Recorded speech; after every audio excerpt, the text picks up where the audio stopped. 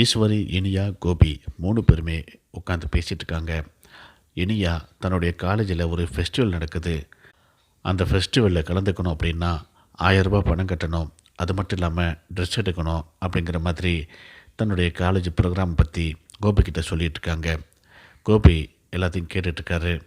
பக்கத்தில் பாக்கியா ஒரு வேலை பார்த்துட்ருக்காங்க. எல்லாத்தையும் சொல்லி முடிச்சுட்டு இனியா கோபிக்கிட்ட கேட்குறாங்க, அப்பா, எனக்கு அந்த ஃபெஸ்டிவலில் கலந்துக்கணுன்ட்டு ஆசையாக இருக்குது. எனக்கு 1000 மட்டும் தரீங்களா அப்படின்னு சொல்லி கேட்குறாங்க. இதை கேட்டுட்டு கோபி, 1000 என்னம்மா, நீ கேட்டால் 10,000 கூட நான் தருவேன், தாராளமாக தரேன் அப்படின்ட்டு ரொம்ப சந்தோஷமாக சொல்கிறாரு. பாக்கியா இனியா கிட்ட சொல்கிறாங்க, உனக்கு என்ன 1000 தானே வேணும், நான் தரேன் அப்படின்னு சொல்கிறாங்க. ஏன் கோபி கொடுக்கக்கூடாதா அப்படின்ட்டு ஈஸ்வரி கேட்குறாங்க. இதனால் வரைக்கும் நான் தானே இவளுக்கு எல்லாமே கொடுத்துட்டு இருந்தேன், இனிமேலும் இவளுக்கு நானே கொடுத்துக்கிறேன் அப்படின்ட்டு பாக்கியா சொல்கிறாங்க.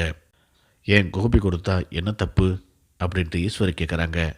நீங்கள் விடுங்கம்மா, பாக்கியாவே 1000 கொடுக்கட்டும், இனியாவுக்கு ட்ரெஸ் எடுக்கிற செலவை நான் பார்த்துக்கிறேன் அப்படின்ட்டு கோபி சொல்கிறாரு.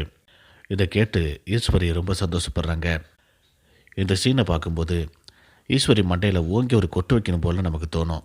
அந்த அளவுக்கு டென்ஷன் வருது.